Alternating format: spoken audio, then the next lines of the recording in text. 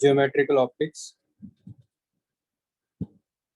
हमने last time raise के बारे में बात किया था कि कौन कौन से रेज है जिनसे इमेज फॉर्मेशन होता है। अच्छा, मुझे ये भी पता चला कि प्लेन मिरर में अभी आपके रिलेटिव मोशन से रिलेटेड कॉन्सेप्ट नहीं हुआ है। आपके बैच के थ्रू मुझे पता चला है, ठीक है।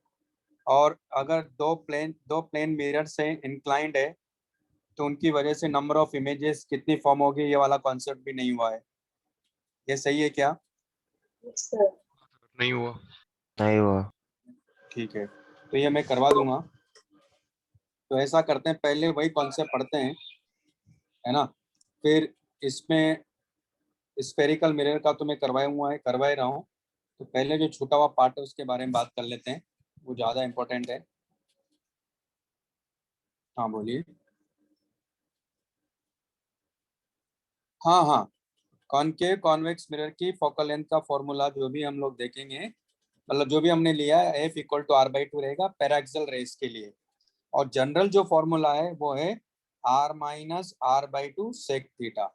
ओके, ये जनरल फॉर्मूला हमने देखा था, r-r/2 सेक थीटा। और इफ थीटा टेंड्स टू 0, यानी इसको हमने बोला है पैराक्सियल रेस, तो हमारे पास में सेक थीटा क्या हो जाएगा 1, एफ इक्वल टू हो गया r-r/2 यानी r/2। ये होगा किस केस में बात करेंगे, पैराक्सियल रेस के केस में। और ये जनरल फॉर्मूला है। ओके, तो कॉन्वेक्स और कॉनकेव दोनों के लिए, कॉनकेव एंड कॉन्वेक्स मिरर की जो फोकल लेंथ होगी वो r/2 होगी अगर रेस पैराक्सियल है तो। ठीक, तो अगर कुछ मेंशन नहीं करता है तो पैराक्सियल रेस ही मानना होता है। कुछ नहीं बोल रहा है वो कि रेस किस तरह की, या ऐसा आपको दिख रहा है कि कोई कहीं से भी ऐसा नहीं दिख रहा है कि थीटा टेंड्स टू 0 वाला कॉन्सेप्ट की बात कर रहा है, तो फिर आप वहाँ फोकल लेंथ r/2 ही लेंगे। ओके, ये पॉइंट ध्यान रखना है। मेरे ख्याल से कोई दिक्कत नहीं होगी। अब मैं यहाँ प्लेन मिरर का कॉन्सेप्ट ले लेता हूँ। हाँ हाँ, अगर एंगल नहीं कुछ नहीं दिया तो फिर 0 एंगल का कॉन्सेप्ट मान के ही करना है ना। यानी मेरे कहने का सिंपल इतना ही मतलब है कि r/2 ही मान के आप करोगे। Okay clear. मैं आपको इसका पीडीएफ शेयर कर दूंगा, पहले थोड़ा पढ़ लेते हैं फिर पीडीएफ शेयर करता हूं मैं, है ना। फिर क्वेश्चंस भी करेंगे हम लोग। तो ज्योमेट्रिकल ऑप्टिक्स का जो लेक्चर्स नोट्स वाला जो पीडीएफ है वो शेयर कर दूंगा। उसके बाद में जो शीट है हमारी जिसमें क्वेश्चंस दिए हुए एक्सरसाइज 1, एक्सरसाइज 2, एक्सरसाइज 3, वो वाला पार्ट भी मैं आपको शेयर कर दूंगा। ठीक है, आज ही शेयर कर दूंगा मैं। और देखता हूँ अभी अभी देख क्या होता है।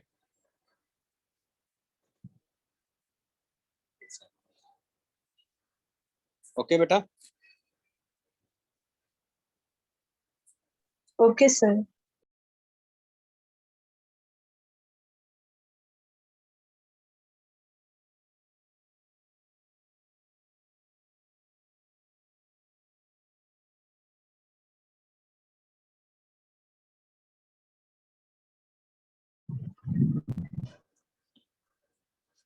सुशांत जी। हाँ सर।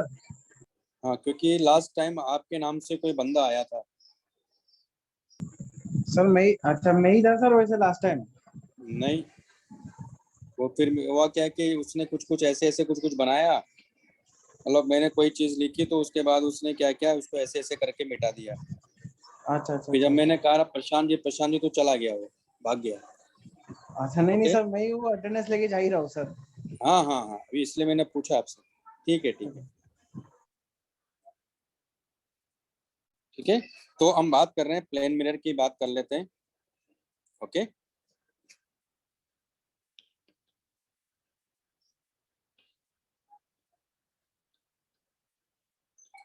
तो यहाँ हम लोग रिलेटिव मोशन की बात करेंगे। relative motion between object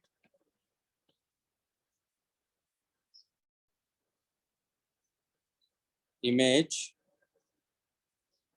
and plane mirror.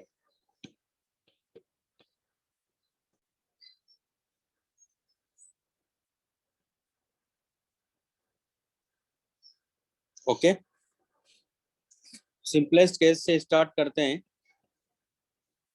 मान लो कि ये प्लेन मिरर है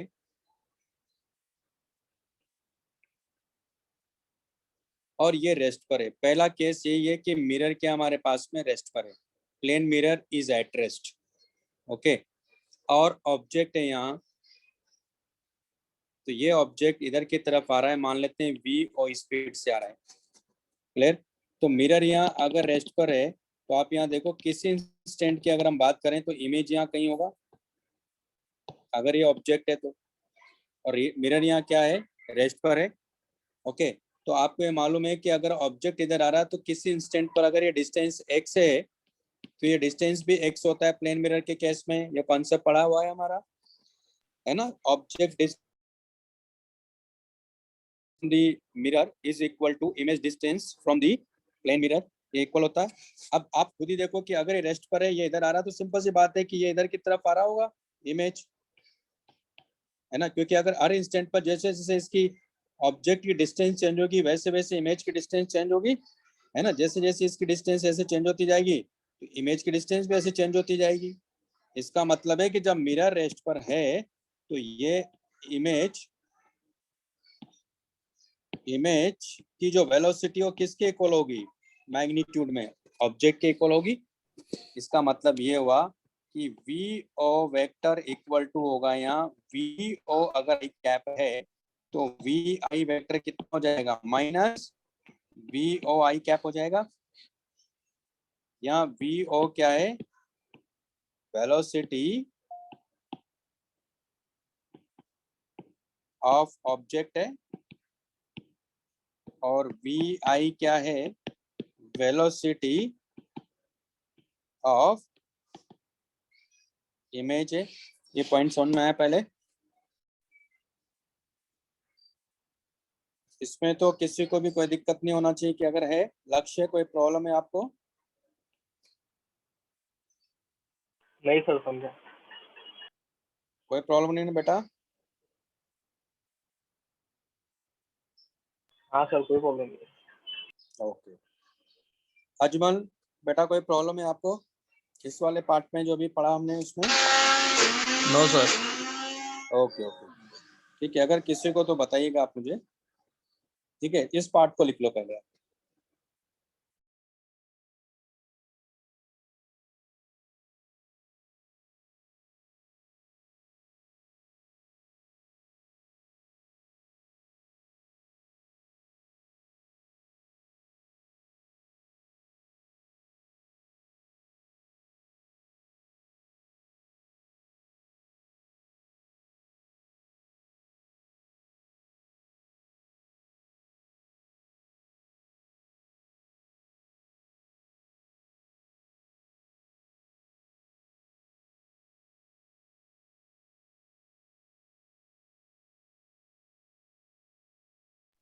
Done, sir.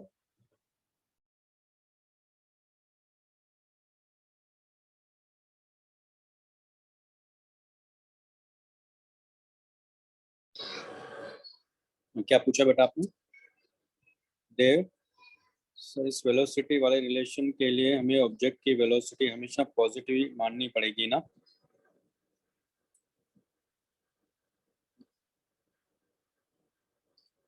सर अगर सेक सेक क्या है 2D में क्या लिखा है, 2D में ओबी का वेलोसिटी है तो हाँ हाँ वो सब आप देखो देव, ऐसा है, ऐसा नहीं कि पॉजिटिव माननी, ये नहीं, ये नहीं है। इस तरह से नहीं सोचना कि पॉजिटिव मानेंगे तभी बाद में नहीं हो सकता है कि ऑब्जेक्ट मिरर से दूर जा रहा हो। ओके, ये तो मैं एक कॉन्सेप्ट मैंने लिया कि अगर ऐसा है तो ऐसा हो रहा होगा, अगर ये दूर जा रहा होगा, अगर यही ऑब्जेक्ट जैसे अगर मैं इसको लेता हूँ, ये लिख लिया हो तो आगे चलें। जैसे एक क्वेश्चन लेता हूँ मैं, उससे और क्लियर होगा। हाँ, तो अगर दूर जा रहा है तो लेफ्ट साइड में जा रहा है तो फिर नेगेटिव ले लेंगे, है उसको क्या ले लेंगे, माइनस, उस तरह से ले लेंगे, ठीक है चलेगा। जैसे एक क्वेश्चन लेते हैं ना, उससे और अच्छे से क्लियर होगा आप लोग। ओके ओके, समझ गए, तब कोई दिक्कत नहीं। चलिए सेकंड पार्ट पे बात करते हैं। सेकंड पार्ट में ये है,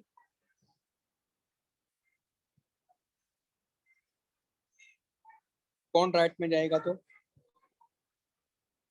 इसकी बात कर रहे हैं।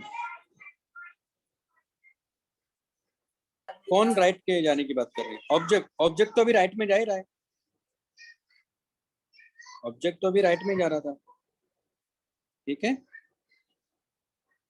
हाँ, लेकिन अगर ऑब्जेक्ट मान लो प्लेन मिरर के पीछे तो कोई लॉजिक ही नहीं हो, तो है ना, वो तो कोई लॉजिक नहीं बनता। अगर हम कहेंगे सर इधर अगर ऑब्जेक्ट इधर कहीं तो जाता रहे, उससे क्या फर्क पड़ेगा, इधर तो ये क्या कर रखा हमने, इस साइड तो, इस साइड तो हमने इसको, भाई आप देखो हम जो मिरर देखते हैं, अगर उसके बैक जाके हम कुछ भी डांस करें, गाना मतलब, गाना क्या मतलब डांस करें, कुछ भी एक्सप्रेशंस दें, क्या फर्क पड़ेगा, उधर उसके फ्रंट पे तो अपने को कुछ दिखाई नहीं देगा, अगर ऐसा सोचते हो तो मेरे हिसाब से तो वैसा नहीं सोच रहे हैं आप। राइट में तो ये जा ही रहा है ऐसे देखे तो इमेज ऐसे जाएगी, अगर ऑब्जेक्ट इधर आ रहा है इमेज इधर जा रही है। हाँ एक मिनट, क्या क्वेश्चन है आपका, अगर मिरर लेफ्ट पे है और ऑब्जेक्ट राइट में जाएगा तो वेलोसिटी नेगेटिव है। हाँ मतलब मैं समझ गया आप क्या कहना चाह रहे हैं, ये कहना चाह रहे हैं ना, देखो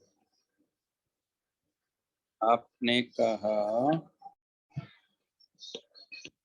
कि सर अगर ये प्लेन मिरर है और ऑब्जेक्ट इधर जा रहा है, ये कहना चाह रहे हैं आप, तो इसका मतलब है इमेज यहाँ क्यों होगी, क्योंकि किसी डिस्टेंस, ये x है तो ये भी x होगा, इमेज इधर की तरफ जा रही है, डेफिनेटली जा रही है। ये रेस्ट पर है तो, है ना, तो यहाँ अगर उधर जा रहा है तो इसका मतलब वी आई तो क्या मिलेगा आपको, वी ओ ही मिलेगा, लेकिन वी आई वेक्टर क्या लिखोगे, माइनस वी ओ आई वेक्टर लिखोगे, ऐसा लिखोगे क्योंकि ऑपोजिट जा रही है। हाँ, अब इन्होंने नेक्स्ट क्वेश्चन आया, इन्होंने पूछा वो सब चीजें दरअसल मैं भी 3D में भी बताऊंगा, 2D में बताऊंगा, इसलिए आपको भी लग रहा है सर अगर ये y में कोई वेलोसिटी ऑब्जेक्ट की है तो इमेज की y में वेलोसिटी चेंज नहीं होगी ना, एग्जैक्टली। चलो वैसे तो यार इन्होंने पहले ही करवा दिया, मैं अभी बाद में क्वेश्चन लेने वाला था, जैसे यही ले लेता हूँ। नेक्स्ट एग्जाम्पल, अगर मिरर रुका हुआ है,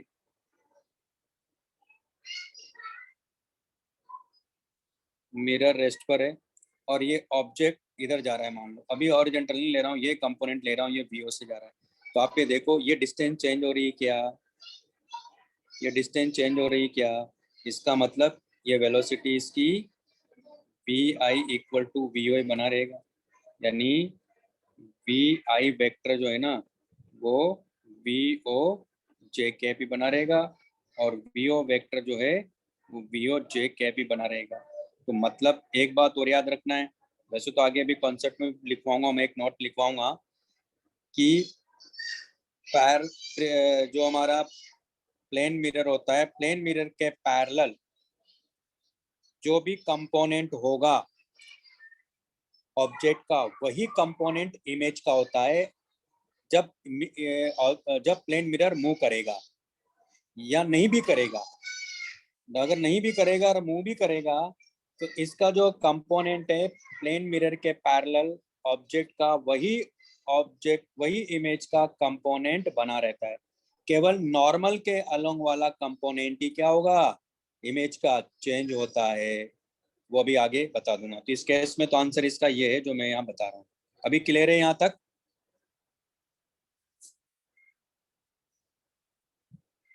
हाँ, और क्या पूछ रहे थे आप सर, अगर मेरे रेस्ट पे ना, नहीं वही तो आ रहा हूँ मैं, एक एक करके इसी पॉइंट पर आ रहा हूँ, एक बार बता दो फिर सारे डाउट क्लियर हो जाएंगे। एक बार मैं सारे कॉन्सेप्ट पढ़ा देता हूँ पहले, इसलिए तो मैंने कौन सा लिया था, ये पहला केस तो लिया ना, देखो ना ये पहला केस लिया, अब दूसरा केस पे जा रहा हूँ।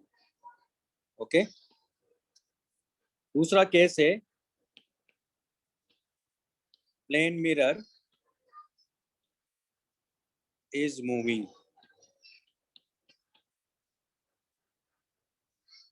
Plane mirror is moving. Okay. Arman आपके यहाँ कुछ प्रॉब्लम है क्या? अरमान चला गया।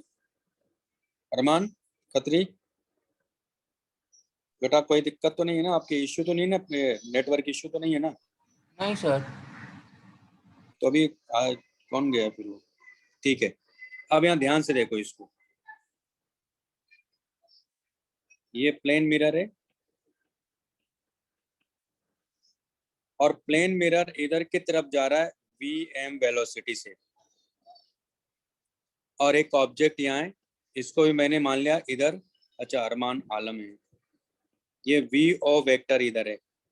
ओके, आप देख रहे हो कि ग्राउंड के रेस्पेक्ट में मिरर भी मूव कर रहा है। ये क्या है? Velocity of plane mirror with respect to ground, और v है velocity of object with respect to ground. Okay, अब क्या करेंगे, लेकिन ये हम लोग हमने क्या कॉन्सेप्ट सीखा? भी पहले उस कॉन्सेप्ट का जो पहला कॉन्सेप्ट मैंने सिखाया वो समझना बहुत जरूरी है। आपने देखा कि प्लेन मिरर रेस्ट पर है और ऑब्जेक्ट इधर जा रहा है, तो इमेज हमें इधर नजर आई कि नहीं आई? आएगी डेफिनेटली। क्यों? क्योंकि जितनी डिस्टेंस ऑब्जेक्ट की होगी, जितनी डिस्टेंस ऑब्जेक्ट की होगी प्लेन मिरर से, उतनी डिस्टेंस इमेज की होना चाहिए प्लेन मिरर पर किसी इंस्टेंट की बात करेंगे तो। ओके, इस कॉन्सेप्ट में कोई डाउट नहीं? अगर हो तो पूछ सकते हो। ओके, तो यहां भी ये करूंगा मैं क्या करूंगा? With respect to plane mirror बात करूंगा। क्या बात करूंगा? With respect to plane mirror. तो हम बात करेंगे पहले with respect to plane mirror.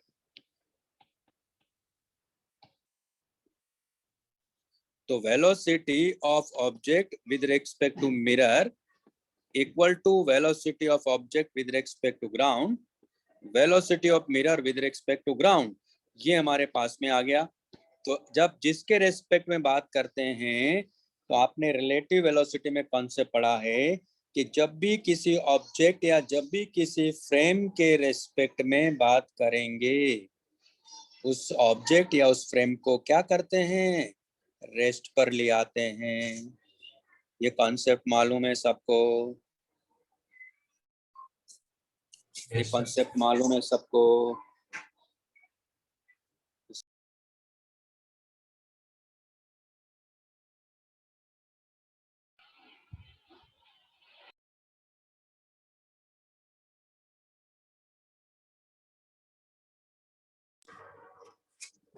Okay, चलिए, तो हमने क्या किया, ये लिख लो पहले इधर का, फिर मैं आगे नेक्स्ट पेज पे बताता हूँ आपको।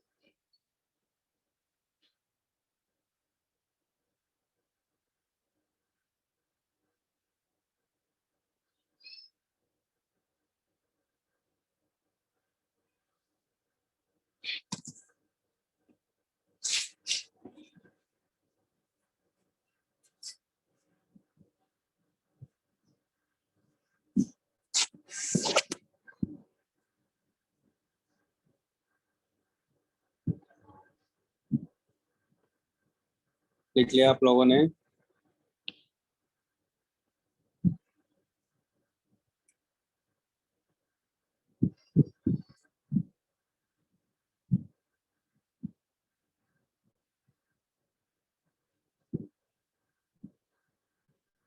अब नेक्स्ट पेज पे जाऊं मैं?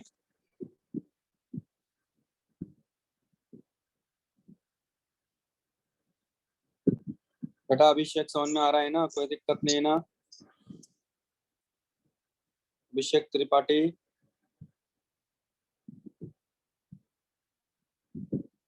बेटा बात किया करो सर से यार। ऐसी भी क्या नाराजगी? हाँ, ऐसी भी क्या बेरुखी? मैं इतना बुरा नहीं हूँ यार, बात कर सकते हो आप मेरे से।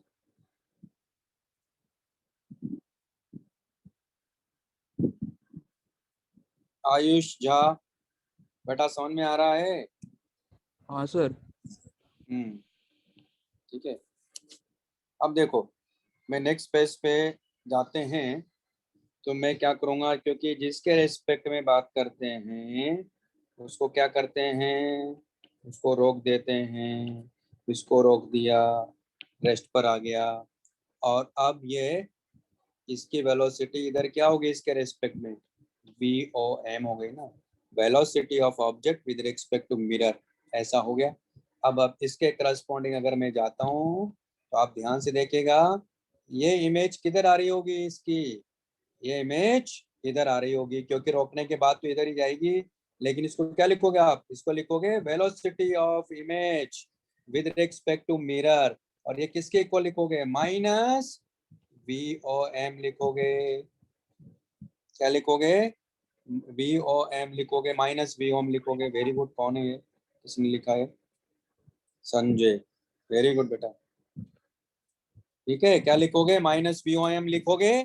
अब ध्यान से देखो, VIM को क्या लिखोगे, क्योंकि ये तो velocity of image with respect to of mirror हुई, तो VIOM इक्वल टू लिखोगे VI vector minus VM vector, velocity of image with respect to ground minus velocity of mirror with respect to ground, velocity of image with respect to ground minus velocity of mirror with respect to ground equal to क्या लिखोगे, minus VO vector minus VM vector.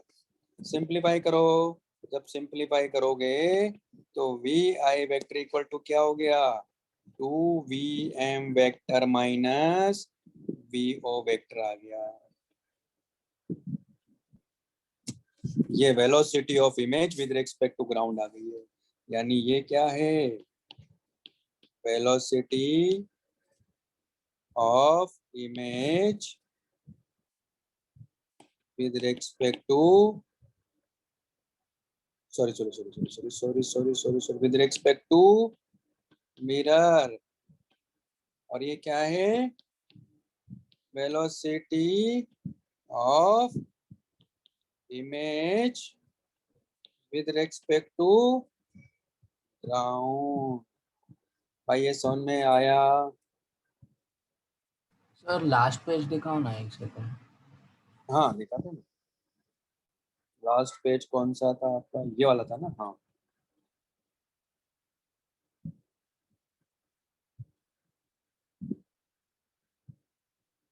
Okay sir.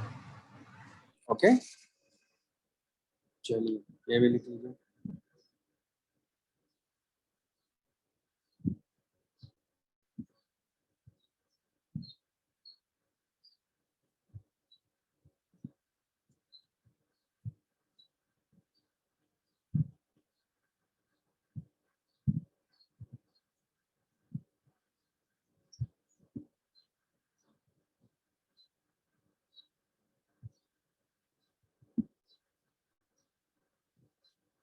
बेटा यहाँ से यहाँ तक समझ में आया सबको, कोई डाउट हो तो पूछ सकते हो।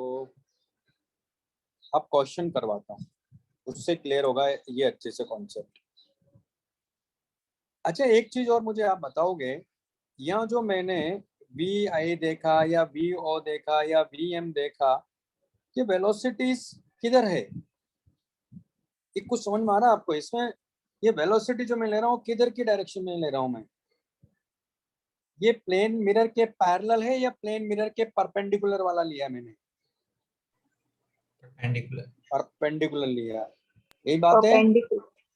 हाँ, तो इसका मतलब यही हुआ, कुल मिला के कहानी या इस स्टोरी की अगर मैं बात करूं तो वो यही है कि प्लेन मिरर के परपेंडिकुलर वाला कंपोनेंट ही चेंज होगा, उसके पैरेलल वाला कंपोनेंट चेंज नहीं होगा। ठीक है, जैसे अभी मैंने एक क्वेश्चन लिया था, तो जैसे ये क्वेश्चन समझा रहा था मैं, है ना, तो ये सेम का सेम बना हुआ है। और अभी क्वेश्चन करते हैं, ये लिख लिया,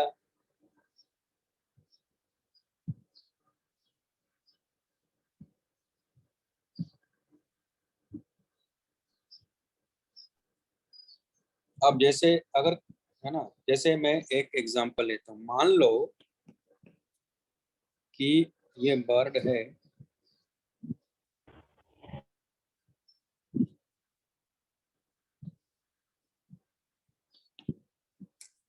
और ये मान लो इधर की तरफ जा रही है उड़ती हुई, ठीक है। इसका एक कंपोनेंट इधर है 8 मीटर पर सेकंड और एक कंपोनेंट इधर है 6 मीटर पर सेकंड, यानी ये velocity of bird with respect to ground है 8 I cap plus 6 J cap metre पर सेकंड। इसमें तो कोई डाउट नहीं है। और एक हमारे पास में यहाँ प्लेन मिरर है, ये प्लेन मिरर मान लो ये इधर जा रहा है और इधर भी जा रहा है। इसका ये कंपोनेंट है, मान लेते हैं 4 मीटर पर सेकंड और इसका ये कंपोनेंट है 3 मीटर पर सेकंड, यानी ये इधर की तरफ जा रहा है वी एम वेलोसिटी से।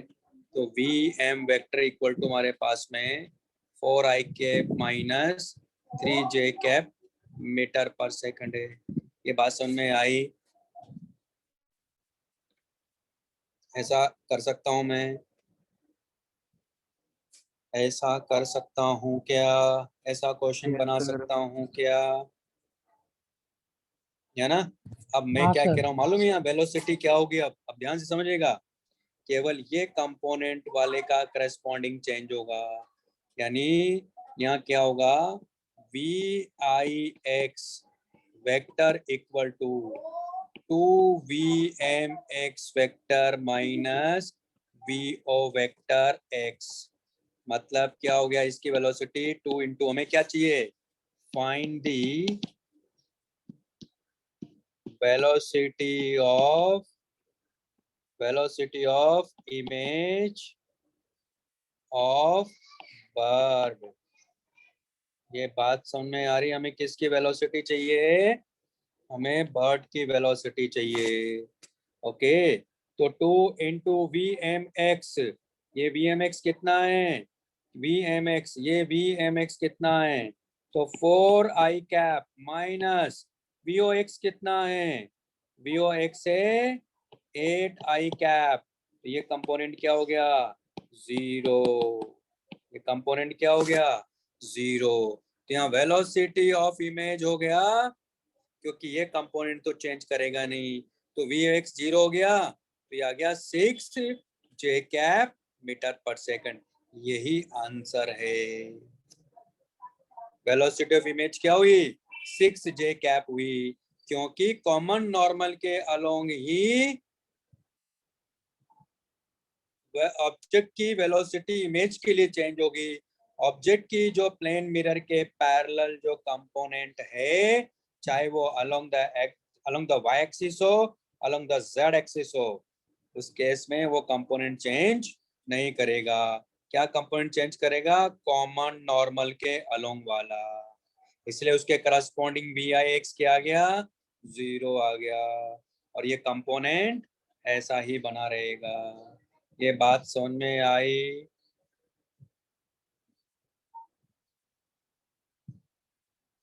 क्योंकि पैरेलल कंपोनेंट जो होते हैं वो चेंज नहीं होते हैं, क्योंकि इससे कोई मतलब नहीं, इधर भी 3 मीटर पर सेकंड है, इससे कोई लेना देना नहीं है। ये बात समझ में आ रही है मैं क्या कह रहा हूँ बेटा, सबको समझ में आ रही है? हाँ सर। सर एक बार हाँ वापस सर। समझाओ ना। हाँ समझाता हूँ। सिंपल सा कॉन्सेप्ट है, आपको केवल कॉमन नॉर्मल के अलोंग वाला कंपोनेंट ही चेंज करना है, बाकी कोई कंपोनेंट चेंज नहीं करेंगे। जैसे एक और क्वेश्चन लेता हूँ मैं, ये लिख लो, एक और क्वेश्चन लेता हूँ।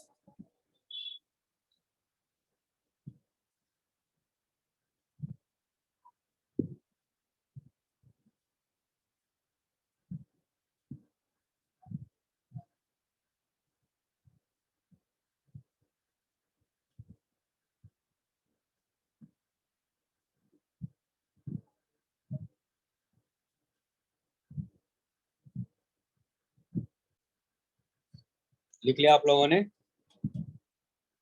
1 minute, sir. Okay okay.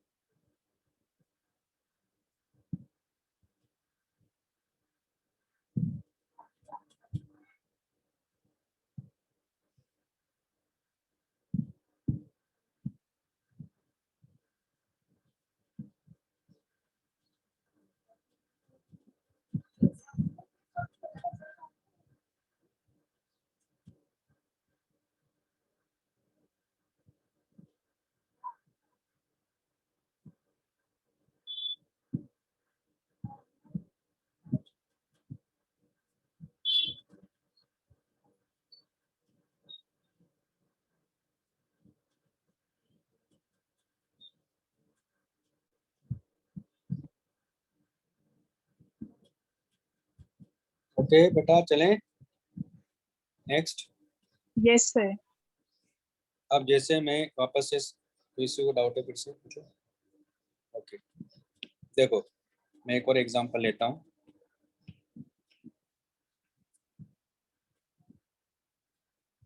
मान लो ऐसे ही बर्ड है,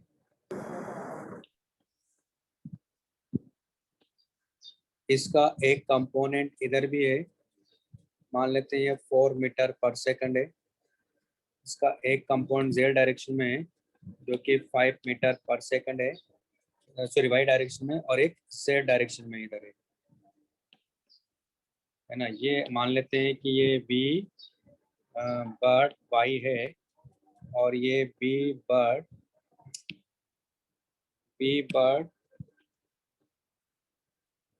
एक्स है और वी बर्ड जेड है जो कि मान लेते हैं 6 मीटर पर सेकंड है।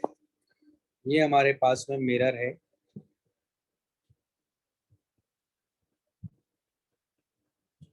मान लेते हैं इसका ये वेलोसिटी इधर की तरफ 2 मीटर पर सेकंड है और एक इसका कंपोनेंट इधर 1 मीटर पर सेकंड है और ये इधर की तरफ जा रहा है, ये bm वेक्टर है।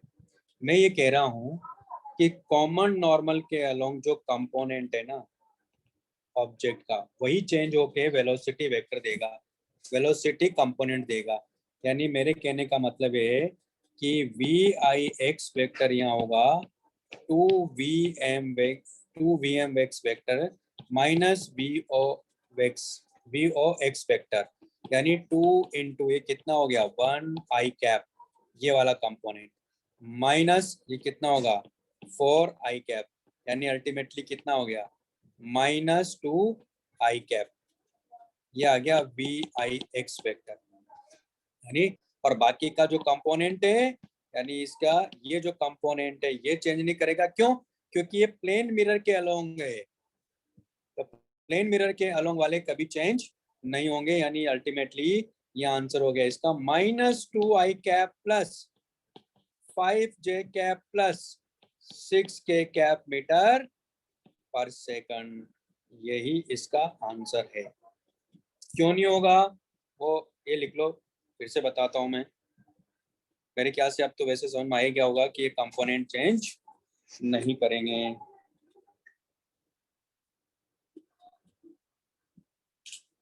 बेटा अभी भी डाउट हो तो पूछ लो।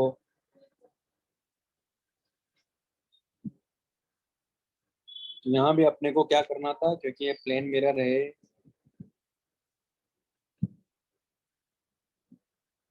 ये प्लेन मिरर है, तो यहाँ भी अपने को फाइंड दी वेलोसिटी ऑफ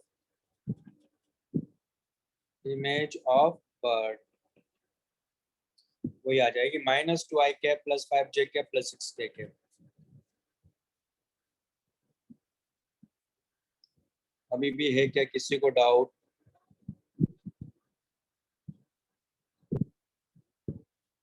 किसी को डाउट है क्या? नहीं सर। गंगा आपको डाउट है क्या?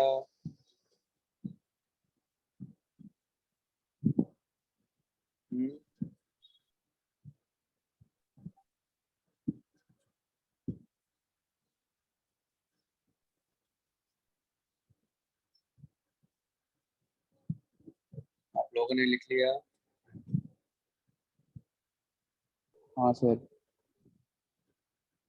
बेटा किसी को डाउट है तो बोल देना मुझे, ठीक है। अनुष्या बेटा समझ में आ रहा है? हाँ सर। कोई दिक्कत नहीं बेटा। भाभी भाभी राठौर समझ में आ रहा है बेटा? हाँ सर। Chandana, yes sir. बेटा देव, बेटा क्लास में हो कि नहीं देव? हाँ सर समझा। हाँ ध्रुव, बेटा ध्रुव समझा, ठीक है ना? कोई दिक्कत नहीं इसमें, तो कर लेंगे, ऐसा कोई भी क्वेश्चन आएगा तो कोई प्रॉब्लम नहीं है। तो ये रिलेटिव वाला कॉन्सेप्ट था इसमें, है ना। शीट में भी आपके क्वेश्चन दिए हुए हैं, आप करेगा तो क्लियर हो जाएगा। कोई दिक्कत नहीं है, और फिर भी डाउट आए तो पूछ लीजिएगा। तो कॉमन नॉर्मल के अलोंग वाला कंपोनेंट आपको चेक करना है, बाकी ऑब्जेक्ट के जो प्लेन मिरर के पैरेलल जो कंपोनेंट्स है उनको एज इट इज रख देना है जब velocity of image with respect to ground निकालना है। ओके, चलिए एक पॉइंट तो ये हो गया रिलेटिव वाला। तो अच्छा, ये वाला कॉन्सेप्ट हुआ कि अगर एक प्लेन मिरर है, ध्यान से सुनेगा, एक प्लेन मिरर है और लाइट इंसिडेंट हो रही है, इंसिडेंट रे को हमने फिक्स रखा और मिरर को हमने थीटा रोटेट किया, तो जो रिफ्लेक्टेड रे है वो 2 थीटा रोटेट कर जाती है। ये कॉन्सेप्ट हो गया आपके।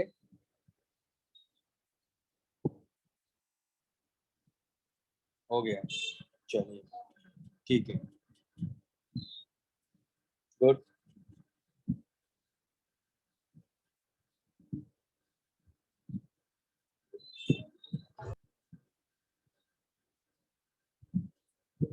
नेक्स्ट हमारे पास में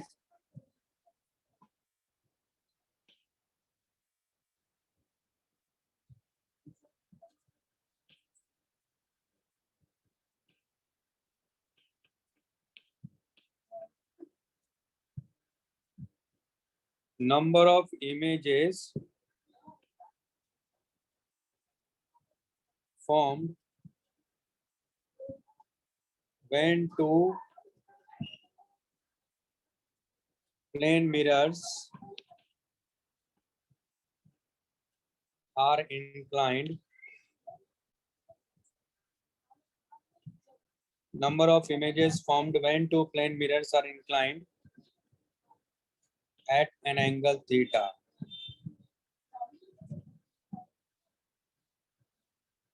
When an object is placed between the mirrors, between the plane mirrors. Okay, तो पहला पॉइंट ये है, if theta equal to, sorry, m equal to 360 by theta है।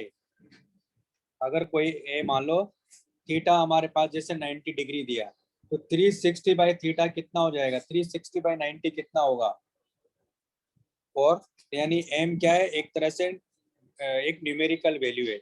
If m equal to 360 by theta is even, then number of images formed n equal to m minus 1, irrespective of position of an object। कितने images मिलेगी अपने को, और अभी आपको भी clear हो जाएगा कैसे इमेज फॉर्मेशन देखेंगे। आपको अगर ये चीज नहीं भी मालूम है 360 बाई थीटा, तब भी आप इमेजेस बना सकते हो कि इमेजेस कितनी फॉर्म होगी, उसका अभी आपको कॉन्सेप्ट बताऊंगा मैं कैसे। और ये 360 बाई थीटा क्यों लिया जा रहा है उसके बारे में भी समझेंगे हम लोग। क्लियर? जैसे अगर मान लो मैं एग्जांपल लेता हूँ अभी यहाँ, इफ थीटा इक्वल टू मान लो 90 डिग्री लिया, ये लिख लो पहले।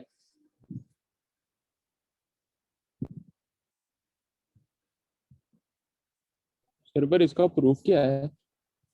बताएंगे ना, मैंने कहा ना, बताऊंगा। मैंने कहा ना 360 बाई थीटा क्यों लिया है, बताऊंगा अभी।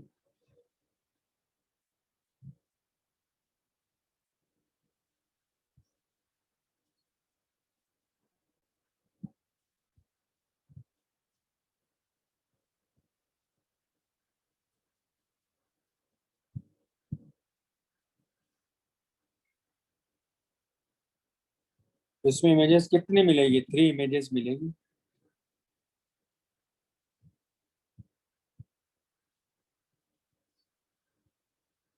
हाँ भेज दूंगा।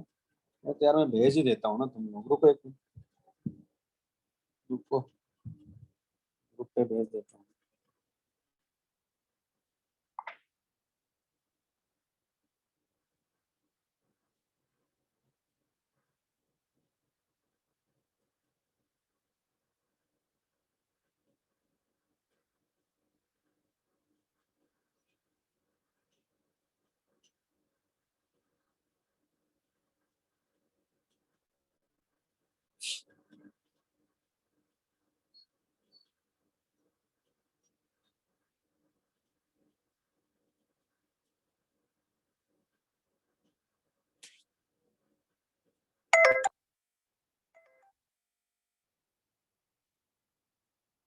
लिया ने लेक्चर नोट्स शेयर किए हैं भी आपको। हाँ सर मिल गया।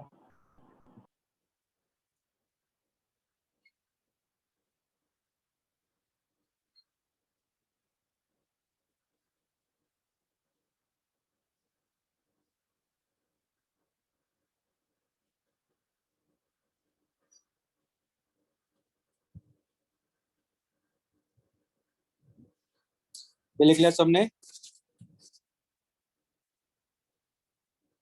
आप लोगों ने लिख लिया ना? अब देखिए यहाँ, ये मान लो एक प्लेन मिरर है, या आप एक्सपेरिमेंट घर पे भी कर सकते हो। 2 प्लेन मिरर को ऐसे पास लाइएगा, ठीक है। एक प्लेन मिरर जो है एक्स और ये वाई है और ये जेड है, ये मान लेता हूँ M1 है और ये मान लेता हूँ M2 है। M1 जो प्लेन मिरर है वो किस में? वाई जेड प्लेन में है। और M2 जो प्लेन मिरर है वो किस में है? वो एक्स जेड प्लेन में है। ये विजुलाइज हो रहा है सबको?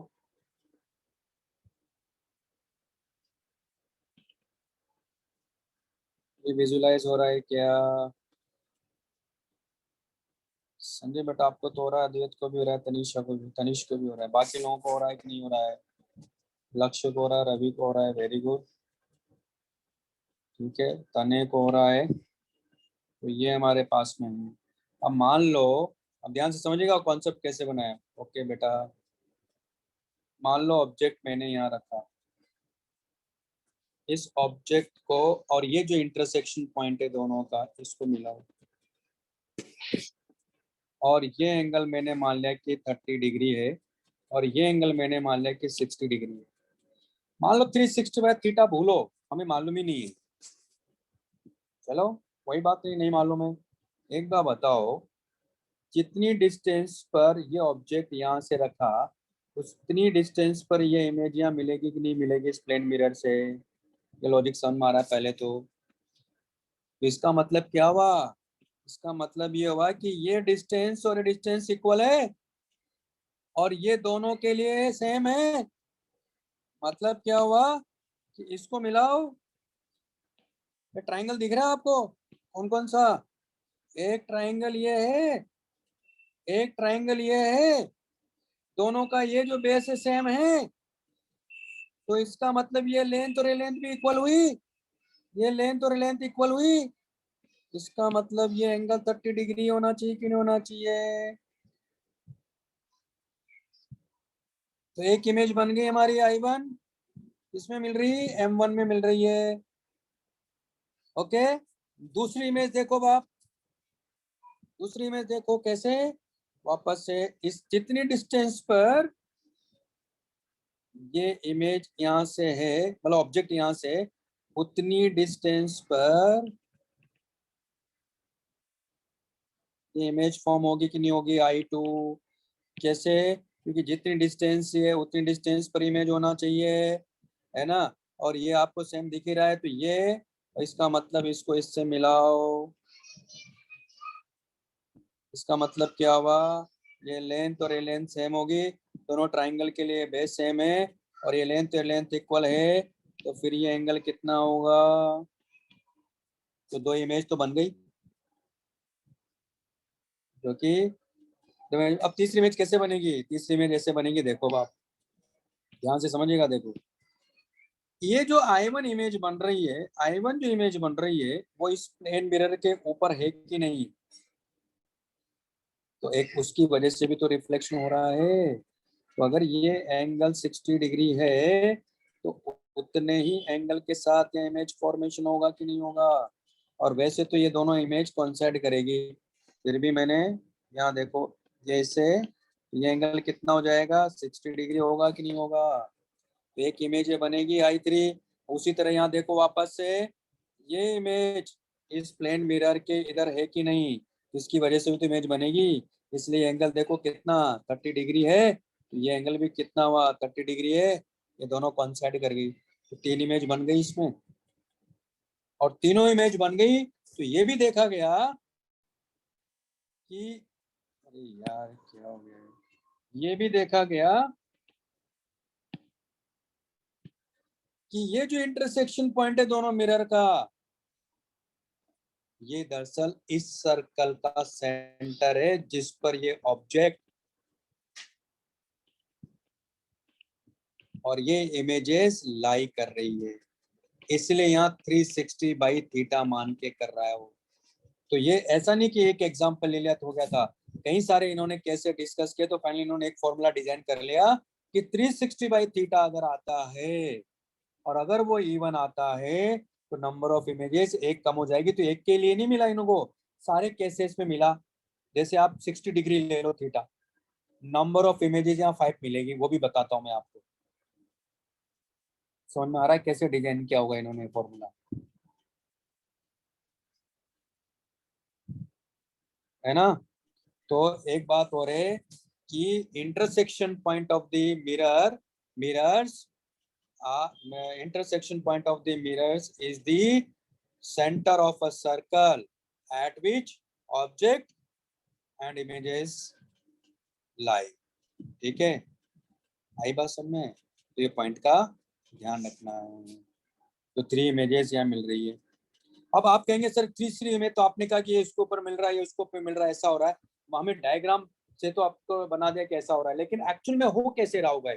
कैसे इस मिरर की वजह से भी ये इमेज यहाँ बन रही है, कैसे इस इमेज की वजह से भी यहाँ बन रही है? भाई इन दोनों का तो समझ में आ रहा है कि M1 की वजह से I1 बन रही है, M2 की वजह से I2 बन रही है, लेकिन दोनों से कैसे? तो रे डायग्राम से बना के दिखाओगे क्या? रे डायग्राम से बना के दिखाता हूँ कि बन कैसे रहा है। ये बना लो पहले, देखो रे डायग्राम से आपको ये पिक्चर और अच्छे से क्लियर हो जाएगी। लिख लो इसको।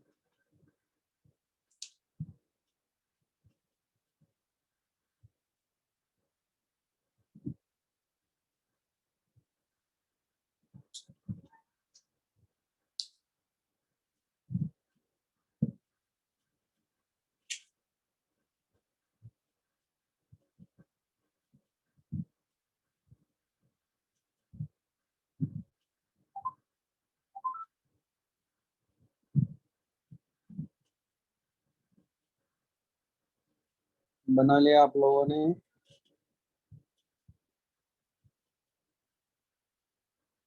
1 minute, sir.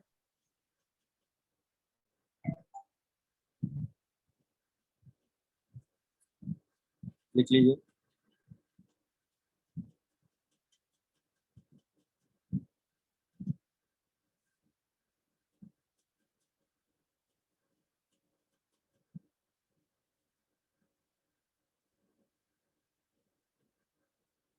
ओके चलें।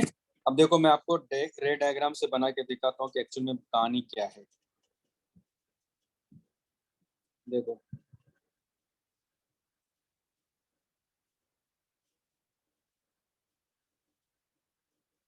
कैसे इमेजेस फॉर्म होती है।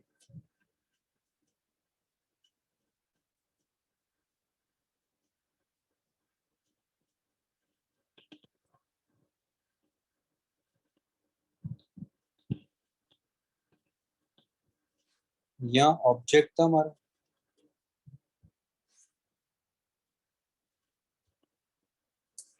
ये एंगल हमने 60 डिग्री लिया था, सॉरी 30 डिग्री लिया था, और ये 60 डिग्री लिया था। देखो हो क्या रहा है, यहाँ से रे गई, तो ये रिफ्लेक्ट होकर वापस आ गई, इसको एक्सटेंड करो। यहाँ से रे गई, नॉर्मल के साथ में उतने एंगल के साथ इसका रिफ्लेक्शन होगा, इसको एक्सटेंड करो। जहाँ ये इंटरसेक्ट करेगी वो क्या हो गया, I1 हो गया। उसी तरह ये वाली रे लो, उतने एंगल के साथ में यहाँ से रिफ्लेक्शन होगा, तो रे ऐसा लग रहा है कि वहां से आ रही है। अब इस पर भी तो आई वो रे, इस पर आई तो क्या होगा, अब यहाँ से रिफ्लेक्शन होगा। तो जो इमेज हम लोग यहाँ बना रहे हैं ना, दरअसल वो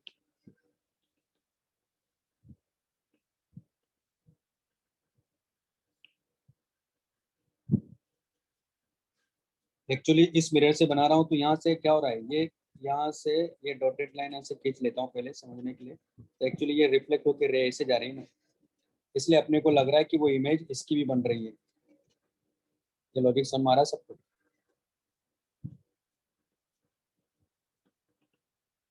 ऐसे इमेज इस वजह से M2 की वजह से भी बन रही है वो, इसलिए वहां क्या कर रही थी, कॉन्साइड कर रही थी। बेटा ये समझ में आया मैंने क्या कहा? जैसे बेटा समझ में आ रहा है? आ रहा ना, समझ में आ रहा बेटा? हाँ सर। है ना? नहीं समझ में आया? मैं ये कह रहा हूँ भाई, ऑब्जेक्ट है हमारे पास में, ये ऑब्जेक्ट है हमारे पास में, यहाँ से इनफाइनाइट रेस जाएगी, इनफाइनाइट रेस जाएगी, तो मैंने क्या कहा कि ये रे गई तो ये तो रिफ्लेक्ट होकर वापस आ जाएगी, इसको फिर मैंने एक्सटेंड किया आगे तक। फिर ये रे गई और ऐसे रिफ्लेक्ट होके जाएगी, तो इसको एक्सटेंड किया, तो इसको एक्सटेंड किया तो यहाँ मिली अपने को। उसके बाद इधर से ये रे आई, ये रिफ्लेक्ट होकर इधर आई, इधर आई, तो इसको एक्सटेंड किया, तो ऐसा लग रहा है कि इधर से रे आ रही है, लेकिन यहाँ ये बीच में मिरर मिल गया, तो यहाँ से भी रिफ्लेक्ट होके गई ना, तभी तो इसकी वजह से एक इमेज का मिला रहे हम लोग यहाँ बना रहे ना। क्योंकि यहाँ देखो पीछे आप, ये तो क्या हमने देखो, इसकी वजह से भी तो इमेज है यहाँ बन रही है, क्योंकि एंगल देखो 30 डिग्री, तो 30 डिग्री, यानी इस प्लेन मिरर की वजह से ये इमेज बना रहे हैं। और एक किसकी वजह से बनाए हमने, इस प्लेन मिरर की वजह से बनाई है। पल्लवी क्लियर है? Very good. बाकी लोगों को क्लियर है अभी नहीं है, फिर से समझाऊं? पूछो, अब मैं बताऊंगा, कोई दिक्कत नहीं है। ओके, तने पटेल समझ एक में आ बार गया। रिपीट अब करो जैसे ना। मैं, हाँ बोलिए बेटा। अब जैसे मैं इससे लेता हूँ, इस वाले के लिए, किसके लिए बात करते हैं, ये कौन सी रे लेते हैं, कौन सी ले, ब्लू कलर से लेता हूँ, है ना। अब यहाँ से देखो, इस पर ये रे आई, तो आई तो वापस रिफ्लेक्ट होके चली गई, इसको एक्सटेंड करेंगे, है ना। फिर यहाँ से ये रे आई, तो आप देखो कि ये नॉर्मल होगा, तो यहाँ से इसको मैं यहीं से ले लेता हूँ, मतलब मैन्युअली बना रहा हूँ इसलिए। तो ऐसे रिफ्लेक्ट होके लाइट रे जाएगी कि नहीं जाएगी, तो जितने एंगल पर आए उतने पे जाएगी, तो पीछे देखेंगे कहाँ से आ रही है वो, यहाँ से। तभी तो अपने को यहाँ क्या मिल रहा है, I2 मिल रहा है। अब एक और रे, चलो ये ले लेते हैं, तो ये नॉर्मल है यहाँ, ये भी रिफ्लेक्ट होके ऐसे जाएगी, इसको पीछे बढ़ाओ। और अब देखो मैन्युअली बना रहा हूँ तो एग्जैक्टली बन नहीं पाएगा वो, चलो फिर भी कोशिश करने में क्या हर्ज है। तो यहाँ से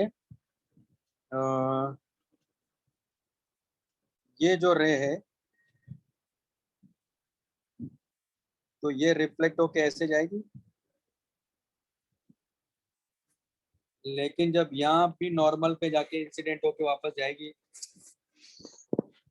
आप देखो कि यही रे जो गई थी यहाँ, ये वाली रे जो यहाँ से आई थी, इसको पीछे बढ़ाओ, तो ये रे क्या करेगी, ऐसे जाएगी ना। लॉजिक समझ में आ रहा है सबको? ऐसे इमेज फॉर्मेशन हो रहा है यहाँ, इसलिए अपने को यहाँ 3 इमेजेस मिल रही है। मेरे ख्याल से बात समझ में आ गई होगी, सबको समझ में आ गई? बेटा सबको समझ में आई ना?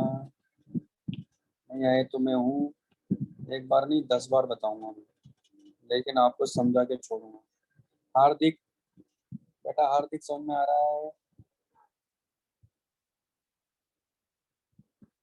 हार्दिक क्लास में हाँ हो सर बेटा? समझा।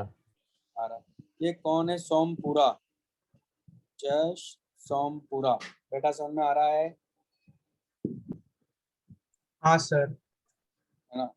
केशव बेटा,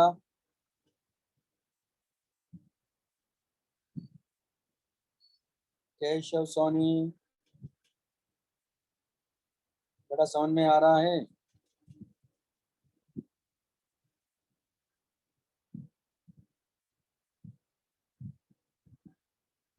हाँ संजय, ये सही है। M1 M2 दोनों की वजह से ही I3 बन रहा है। तो लेकिन इस तरह से फॉर्म हो रहा है, रेज ऐसे जाके रिफ्लेक्ट होके जा रही है एक्चुअल में, इसलिए इमेजेस ऐसे बन रही है। ओके चलें नेक्स्ट। हाँ सर। ये लिख लो, अगर लिख लिया हो तो फिर मैं चलूँ आगे, नेक्स्ट पेज पे जाता हूँ मैं।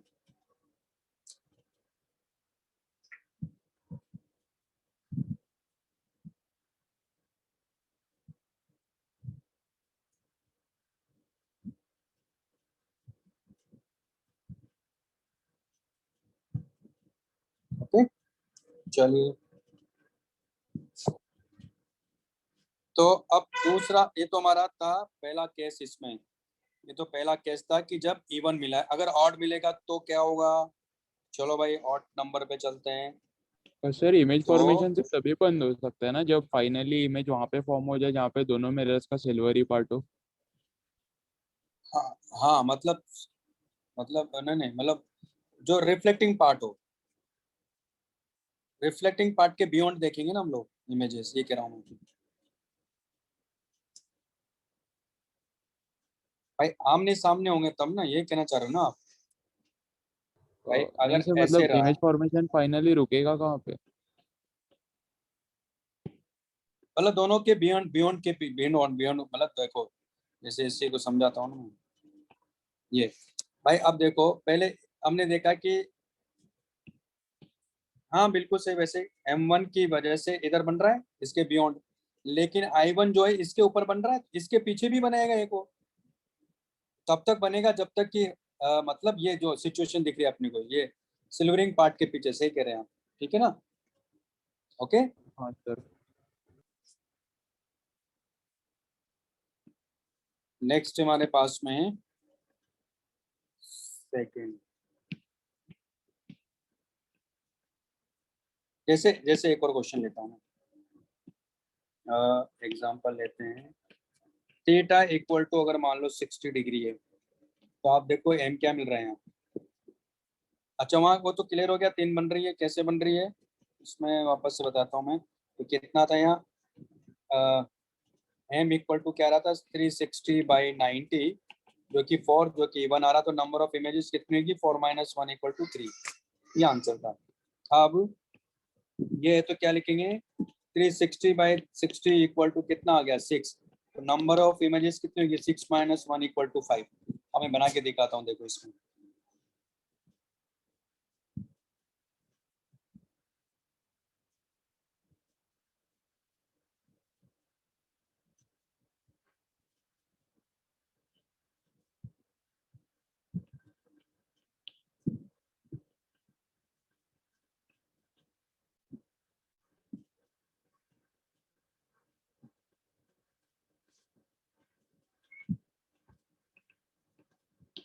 फिर अभी एक और तरीका बताऊंगा कैसे देखते हैं, एक और मेथड इसका। फिर ये M1 M2 है ना, मान लो ऑब्जेक्ट हमने यहाँ रखा, और ये एंगल मैंने ले लिया 20 डिग्री है, और ये एंगल मैंने ले लिया 40 डिग्री है। तो एक इमेज कहाँ मिलेगी, तो आप ध्यान से देखिएगा, एक इमेज इसके 40 यानी यहाँ मिलेगी,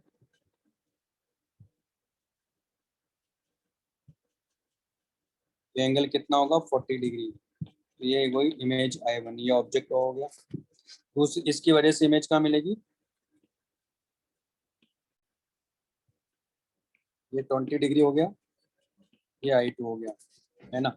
अब ध्यान से देखो भाई, I2 की यहाँ ऑब्जेक्ट किसके ऊपर था, M2 के ऊपर। अब ये I2 भी देखो, I2 ये पूरा एंगल देखो कितना है, 60 + 180 डिग्री है ना। तो 180 डिग्री है, तो इस 180 इस सॉरी 180 नहीं 80 डिग्री है, ये 80 डिग्री एंगल है ना पूरा, ये इसके करस्पॉन्डिंग एक इमेज यहाँ बनेगी ना,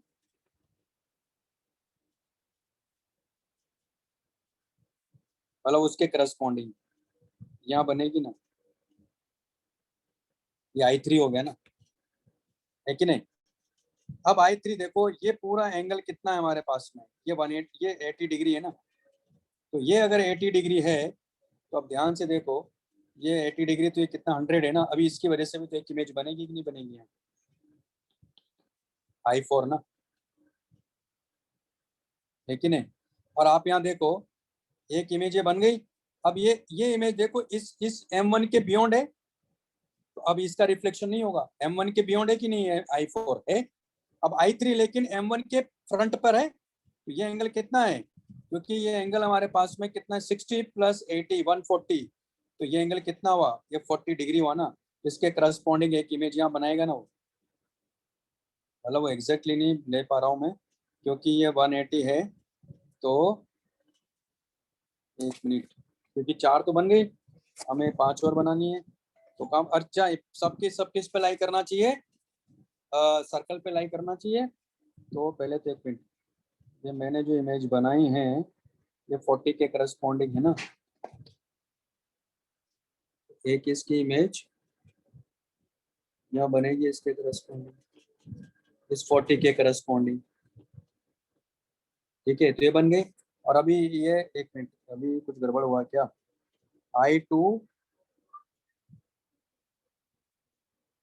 I1 एक इमेज बनेगी ना, हाँ अच्छा I1 का भी तो रह गया ना, तो I1 के करस्पॉन्डिंग भी इमेज बनेगी, तो I1 के करस्पॉन्डिंग कैसे देखेंगे, ये एंगल कितना है, ये 40 और वो 60, तो ये 100 हुआ ना, यानी इसके करस्पॉन्डिंग एक इमेज यहाँ बनेगी ना, I5, हरी बात सुन में, जो कि इसके साथ में कितना एंगल बनाएगी,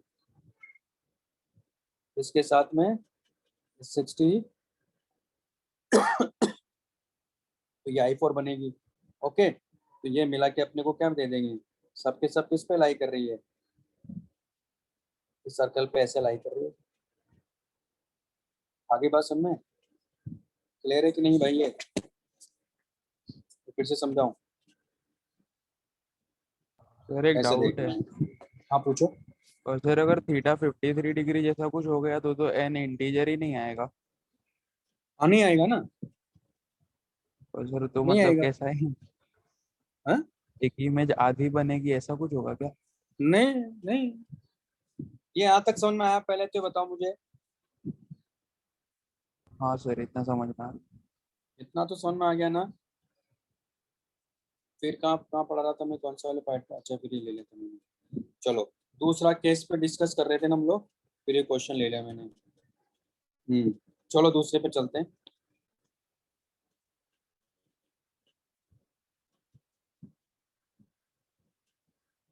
if theta equal to 360 by, if m equal to 360 by theta is odd, then number of images formed as, पहला n equal to m-1 if object is placed at angle bisector,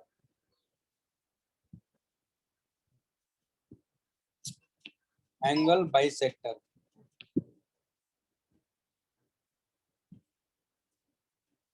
दूसरा n equal to m other than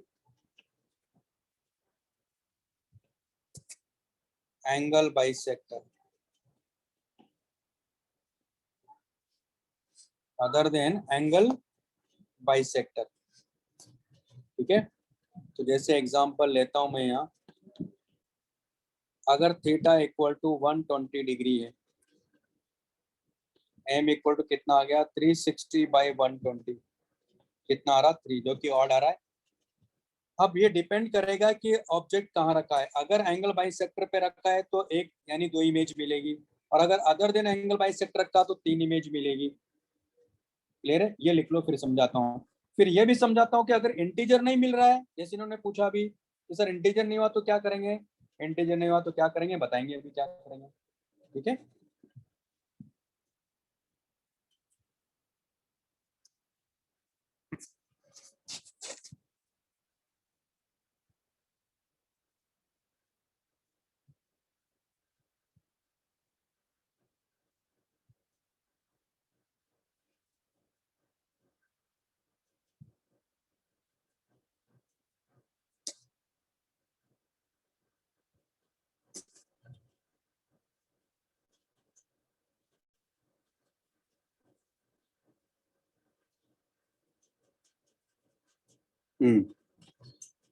बोलो बेटा।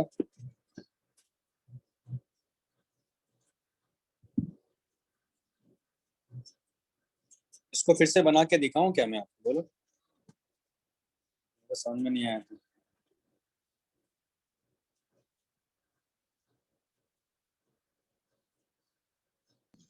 हाँ sir, एक बार बना के दिखाओ ना।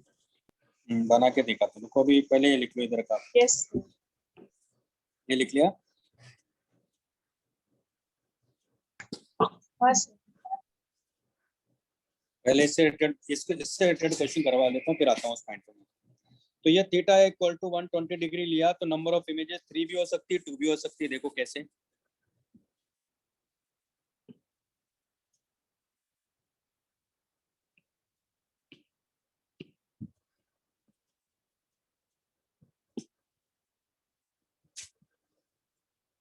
तो पहला है ऑब्जेक्ट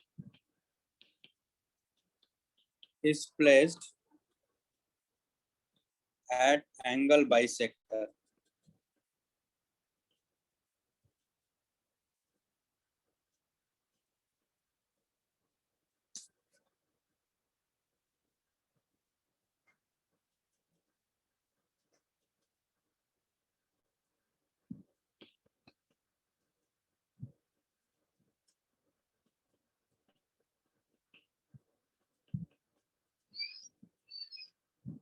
ये एंगल कितना है 120 डिग्री है, इसका एंगल बाइसेक्टर इधर होगा।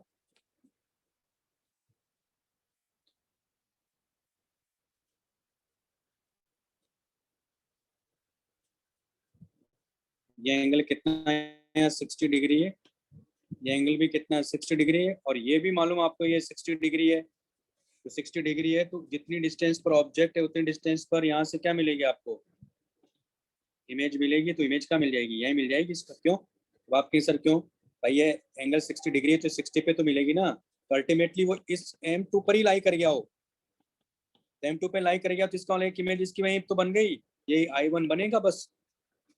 हरी भाषण में उसी तरह इसको एक्सटेंड करो। तो ये एंगल कितना है, ये भी तो 60 डिग्री है। तो ये जो इमेज इसकी वजह से M2 की वजह से मिलेगी, वो भी कहाँ लाई करेगी, ये से M1 पे लाई कर जाएगी, ये I1। तो 2 ही तो इमेज होगी। इस केस में क्या हो जाएगा 3 - 1 इक्वल टू 2 इमेजेस मिलेगी, क्योंकि ऑब्जेक्ट एंगल बाइसेक्टर पे रखा है। जैसे और भी एग्जांपल ले सकते हैं। और ये तीनों के तीनों ऑब्जेक्ट और इमेजेस सब किस पे लाई कर रहे हैं,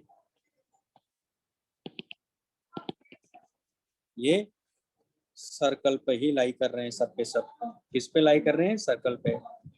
ये बात समझ में आई? अब इस केस में देखो ना, I1 किस पे लाई कर रहा है, एक तरह से M2 पे लाई कर रहा है, और M1 पे कौन लाई कर रहा है, I1 लाई कर रहा है। सॉरी I2 लेंगे ना इसको, तो ये I2 M1 पे लाई कर रहा है। तो अब कोई इमेजेस नहीं फॉर्म होगी। ये पॉइंट क्लियर है?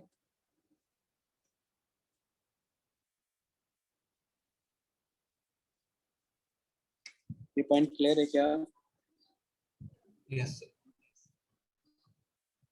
भाई, सबको क्लियर है?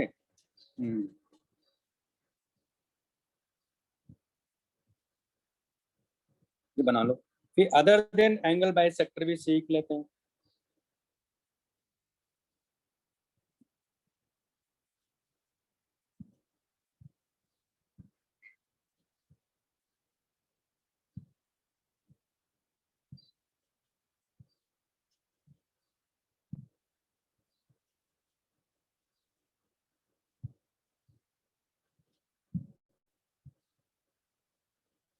तो मेरे ख्याल से ये वाला पॉइंट क्लियर है। Yes, sir. ठीक है, चलें दूसरा। अब नेक्स्ट वाले पे चलते हैं। नेक्स्ट वाला क्या है देखो, अदर देन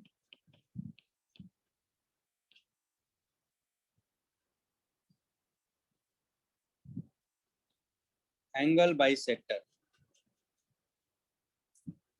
अगर अदर देन एंगल बाइसेक्टर की बात करेंगे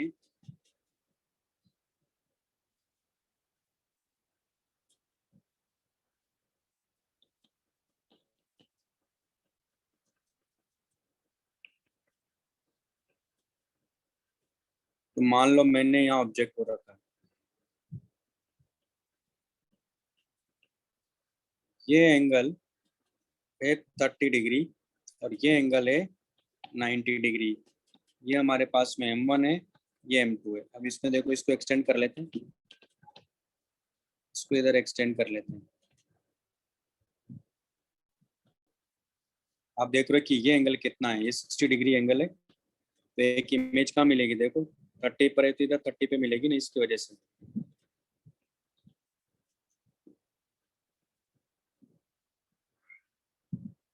है कि नहीं? तो ये एंगल कितना मिलेगा आपको, 30 डिग्री मिलेगा। अब आप देखो कि ये इमेज M2 के ऊपर है, तो ये एंगल कितना हुआ, 30 डिग्री तो हुआ। तो एक इमेज इसकी वजह से भी तो मिलेगी अपने को। अब ये इमेज दोनों के बियॉन्ड है, M1 M2 के बियॉन्ड है, तो ये एंगल भी कितना है, 30 डिग्री। तो ये इमेज होगी हमारे पास में I2। तीसरी इमेज देखो आप, ये इससे M2 से देखेंगे तो M2 से कहाँ मिलेगी, वो जो कि M1 के बियॉन्ड मिल रही है, ये I3 हो गई ना। आप देखो तीनों किस पे लाई कर रहे हैं, तीनों और ये ऑब्जेक्ट सब के सब सर्कल पे लाई कर रहे हैं। और मैन्युअली बना रहा हूँ इसलिए नहीं है, वो ऐसा सर्कल नहीं बन पाएगा, लेकिन ये क्या है, सब सर्कल पे लाई कर रहे हैं। और नंबर ऑफ इमेजेस देखो कितनी बन गई इस केस में, 3 बन गई ना, क्योंकि object other than angle bisector पर है। ये लॉजिक समझ में आया अभी सबको?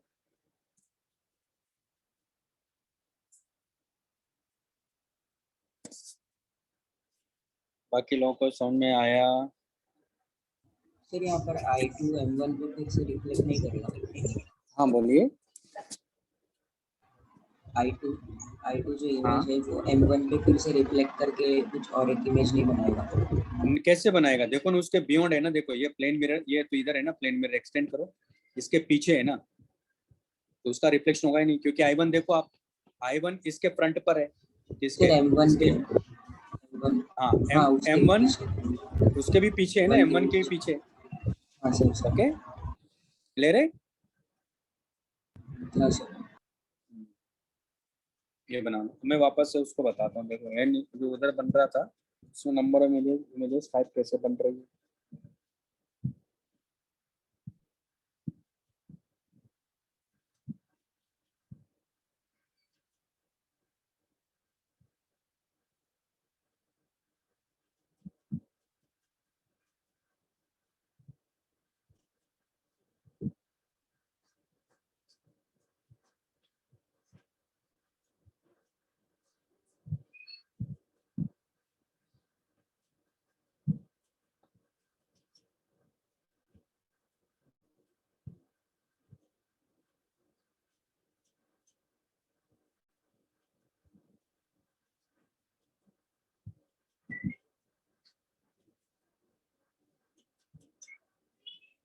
फिर इसका एक और मेथड है, बताऊंगा आपको। उसमें एक झंझट ही नहीं है, 360 बाई थीटा ये चेक करो वो चेक करो, चेक करना ही नहीं है।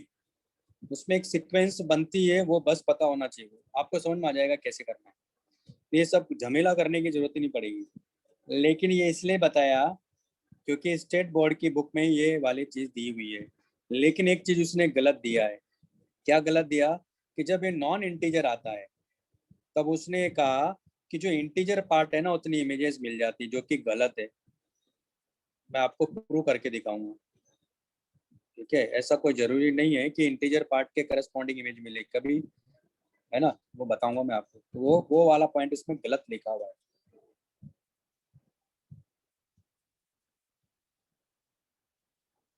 बाकी इंटीजर वाला पार्ट सही है, इवन और ऑड वाला।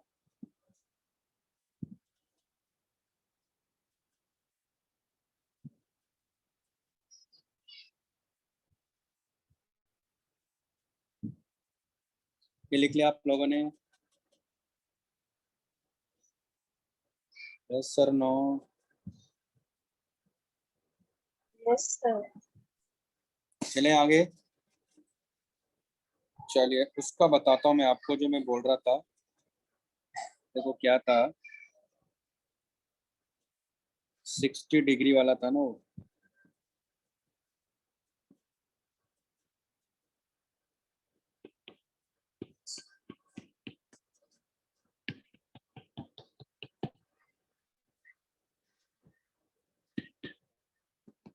M1 है, ये M2, इसको एक्सटेंड करो और इसको इधर एक्सटेंड करो। अब यहाँ देखो, मैंने क्या कहा कि क्योंकि इसमें क्या रहा है, m इक्वल टू 360/60, जो कि 6, तो n equal to m minus 1 equal to 5 images है। ओके, ऑब्जेक्ट को कहीं भी रखो क्योंकि इवन है, irrespective of position of object है। तो ऐसा करते हैं, इसको मैंने क्या लिया था वैसे वही ले लेता हूँ वापस से। मान लो ऑब्जेक्ट यहाँ लिया, ये 20 डिग्री है और ये 40 डिग्री है। तो आप देख रहे हो कि इसकी वजह से एक इमेज यहाँ मिलेगी अपने को। तो ये जो एंगल है ये कितना मिलेगा, 20 डिग्री, है ना। और एक इमेज इसकी वजह से यहाँ मिलेगी,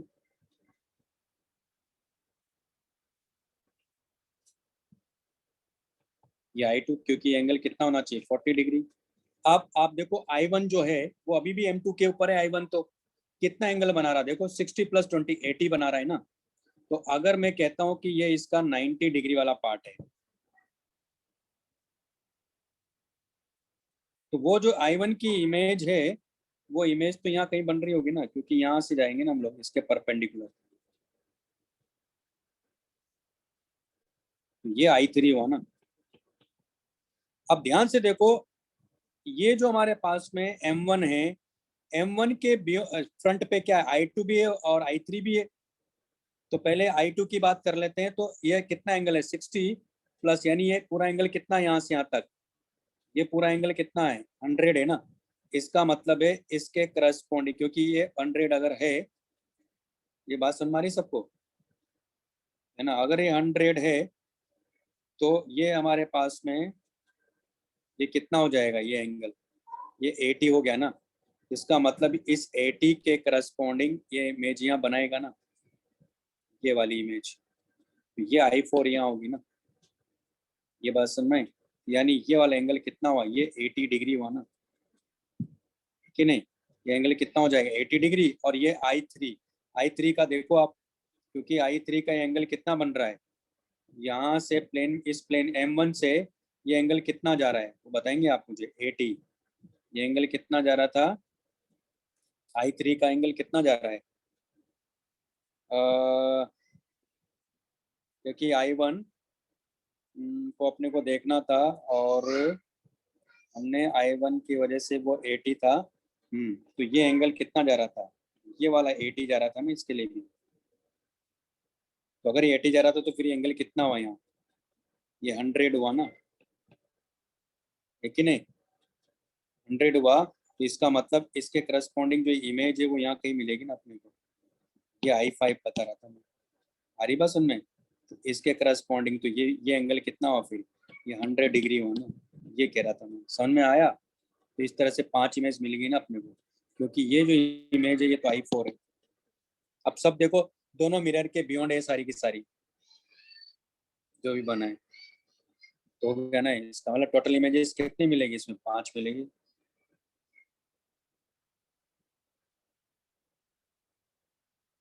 I4 वाला एंगल कितना होगा, 40 डिग्री आएगा हाँ ना। मतलब देख लो आप भी, थोड़ा हो सकता है मैंने कैलकुलेशन में गलती करी हो, एक बार आप भी पेशेंस के साथ देख लीजिएगा। मेरे कहने का मतलब है कि इमेजेस ऐसे बन जाएगी। हो सकता है मैंने सिर्फ गलती होगी, कोई वो नहीं है ना, मैंने एंगल को देखने में गलती कर दी हो, लेकिन कॉन्सेप्ट ये है मेरे ख्याल से, ठीक है ना। मतलब मेरे हिसाब से जो कॉन्सेप्ट है वो ये है, और इसमें कोई गड़बड़ नहीं है, आपके सारे आंसर्स मैच करेंगे। ओके, फिर नेक्स्ट मेथड भी बताऊंगा मैं, जिसमें ये सब झमेला नहीं करना पड़ेगा आपको। ओके, चलिए फिर, ओके बाय बाय, आज इतना ही करेंगे। और अभी इसमें नॉन इंटीजर वाला पार्ट और बचा है। क्या बचा है, नॉन इंटीजर वाला पार्ट बचा है। ओके, तो वो नेक्स्ट क्लास में बताऊंगा मैं आपको। और इसमें भी कोई प्रॉब्लम हो तो आप पूछिएगा, बेझिझक पूछिएगा, कोई प्रॉब्लम नहीं है। होमवर्क में अभी आप डीपीपी करो, मैंने भेजा है आप लोगों को। ओके, अभी इसका कोई होमवर्क नहीं है, तो आप जैसे आपके है ना जो डीपीपी मिला वो करो, और स्कॉलरशिप टेस्ट की जो है तैयारी करो अच्छे से। Okay, okay, bye bye. Bye. Okay.